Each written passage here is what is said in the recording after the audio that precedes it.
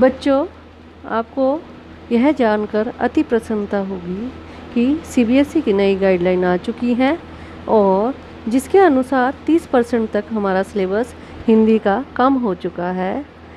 इसमें कुछ पाठों को हटा दिया गया है जो इस प्रकार है। जो पाठ हटाए गए हैं वो हमारे क्षितिज भाग 2 और कृतिका भाग 2 से हटाए गए हैं।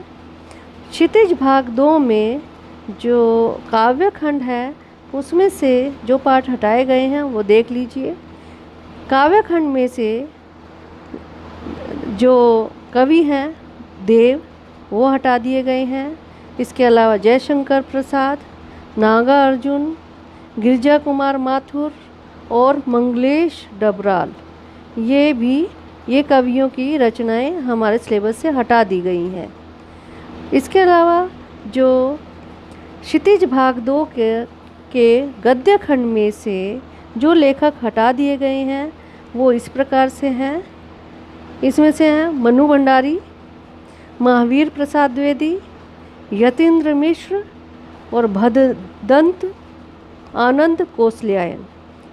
ये जो लेखक हैं इनकी रचनाएं हमारे 10वीं के सिलेबस से हटा दी गई हैं। इसके अलावा हमारी दूसरी पुस्तक है कृतिका भाग 2, जिसमें से जो 2 पाठ हैं वो हटा दिए गए हैं। वो इस तरह से हैं, एही ठैया झुलनी हैरानी हो रामा। दूसरा है मैं क्यों लिखता हूँ। ये 2 पाठ हमारी कृतिका भाग 2 में से 10वीं के सिलेबस से हटा दिए गए हैं।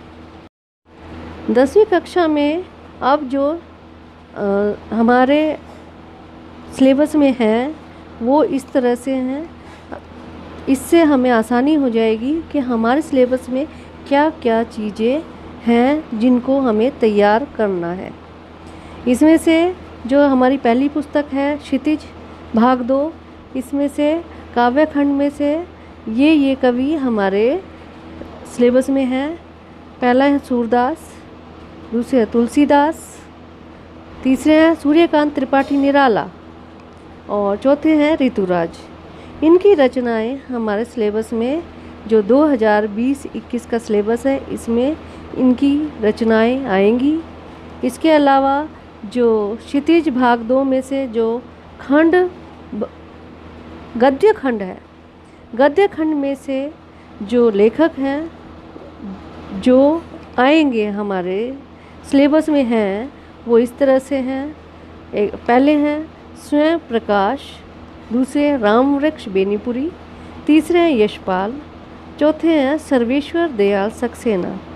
ये वो लेखक हैं जिनकी रचनाएं हमारे सिलेबस में आएंगी। इसके अलावा जो कृतिका भाग 2 है उसके भी जो पाठ हमारे सिलेबस में हैं वो इस तरह से हैं, माता का आंचल, दूसरा जाज पंचम की नाक और तीसरा साना साना हाथ जोड़ी।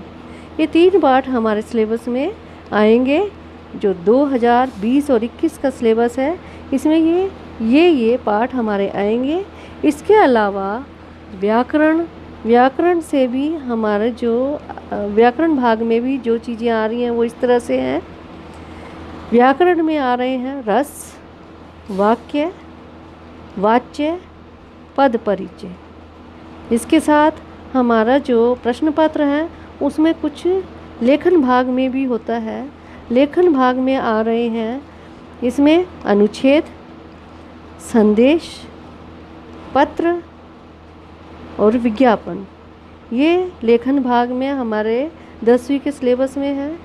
इसके साथ ही कुछ अपठित भी रहता है जो एक अपठित गद्यांश होता है और दूसरा होता है अपठित पद्यांश। ये भी हमारे सिलेबस में होते हैं जो कि इस बार 10वीं के प्रश्न पत्र में आएंगे। प्रश्न पत्र को अंकों के आधार पर इस तरह से विभाजित किया गया है। प्रश्न पत्र में सबसे पहले आता है अपठित बोध, जिसके लिए कुल अंक है 10। 5 अंक हैं अपठित गद्यांश के और 5 अंक है अपठित काव्यांश के। इसके बाद दूसरा हमारा जो भाग आता है वह व्याकरण का है। इसके लिए कुल अंक 16 हैं, जिसमें 4 प्रश्न पूछे जाते हैं। पहला है रचना के आधार पर वाक्य भेद, इसमें 4 नंबर का, वाच्य भी 4 नंबर का है, फिर पद परिचय 4 नंबर का और रस भी 4 नंबर के हैं। इस तरह से कुल अंक व्याकरण को दिए गए हैं 16। इसके बाद क्षितिज भाग 2 है पाठ्य पुस्तिका में से। क्षितिज भाग 2 में गद्य खंड में से पूछे जाएंगे। कुल अंक दिए गए हैं गद्य खंड को 15, जिसमें से प्रश्न पूछे जाएंगे।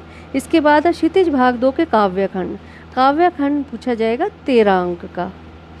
इसके बाद दूसरी पुस्तिका है कृतिका भाग 2, इसमें से 2 प्रश्न पूछे जाएंगे। इसको कुल अंक दिए गए हैं 6। इस तरह से हमारे ये जो प्रश्न पत्र है वो 80 नंबर का आएगा। और जो 20 नंबर हैं, 20 नंबर के लिए जो आंतरिक मूल्यांकन रखा गया है, जो आंतरिक मूल्यांकन है उसमें 10 नंबर का हमारा प्रोजेक्ट होगा और 10 नंबर होंगे, 5-5 नंबर को बांटा गया है। 5 नंबर होंगे हमारे श्रवण और 5 वाचन को दिए गए हैं। इस तरह से 20 नंबर का हमारा आंतरिक मूल्यांकन होगा। इस तरह से हमारा प्रश्न पत्र होता है पूरा 100 अंक का, 80 प्रश्न पत्र के और 20 आंतरिक मूल्यांकन के। आशा करती हूँ आप सबको वीडियो पसंद आया होगा। लाइक और शेयर करना ना भूलें। और अभी तक अगर आपने सब्सक्राइब नहीं किया है तो जल्दी से सब्सक्राइब करें, जिससे कि आने वाली वीडियो आपके पास पहुँच सके। धन्यवाद।